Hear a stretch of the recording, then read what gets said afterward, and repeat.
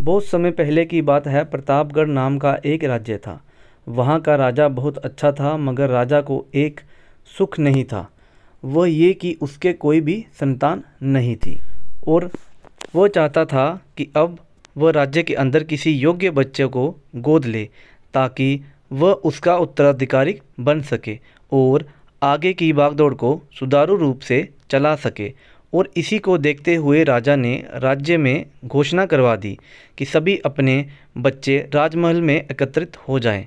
ऐसा ही हुआ। राजा ने सभी बच्चों को पौधे लगाने के लिए भिन्न भिन्न प्रकार के बीज दिए और कहा कि अब हम 6 महीने बाद मिलेंगे और देखेंगे कि किसका पौधा सबसे अच्छा होगा। महीना बीत जाने के बाद भी एक बच्चा ऐसा था जिसके गमले में ये बीज अभी तक नहीं फूटा था, लेकिन वह रोज़ उसकी देखभाल करता था और रोज़ पौधे को पानी देता था। देखते ही देखते 3 महीने बीत के बच्चा परेशान हो गया।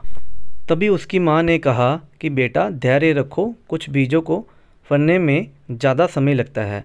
और वह पौधे को सींचता रहा। 6 महीने हो गए।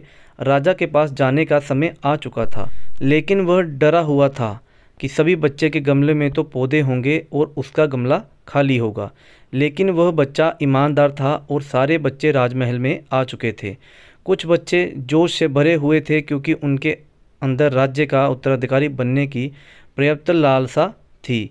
अब राजा ने आदेश दिया कि सभी बच्चे अपने अपने गमले दिखाने लगे, मगर एक बच्चा सहमा हुआ था क्योंकि उसका गमला खाली था।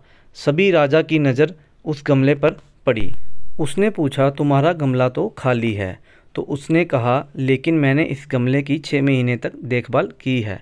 राजा उसकी ईमानदारी से खुश था कि उसका गमला खाली है, फिर भी वह हिम्मत करके यहाँ आ तो गया।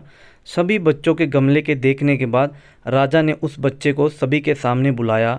बच्चा सहम गया और राजा ने वह गमला सभी को दिखाया। सभी बच्चे ज़ोर से हंसने लगे। राजा ने कहा, शांत हो जाइए, इतने खुश मत होइए। आप सभी के पास जो पौधे हैं वो सब बंजर हैं। आप चाहे कितनी भी मेहनत कर लें, उनसे कुछ नहीं निकलेगा। लेकिन असली बीज यही था। राजा उसकी ईमानदारी से बेहद खुश हुआ और उस बच्चे को राज्य का उत्तराधिकारी बना दिया गया। सीख: अपने अंदर ईमानदारी का होना बहुत ज़रूरी है।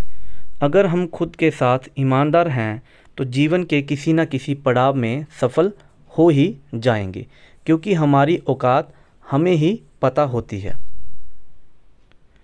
हम खुद को पागल बनाकर खुद का ही नुकसान करते हैं। दोस्तों, ये वीडियो आपको कैसी लगी कमेंट सेक्शन में ज़रूर बताना।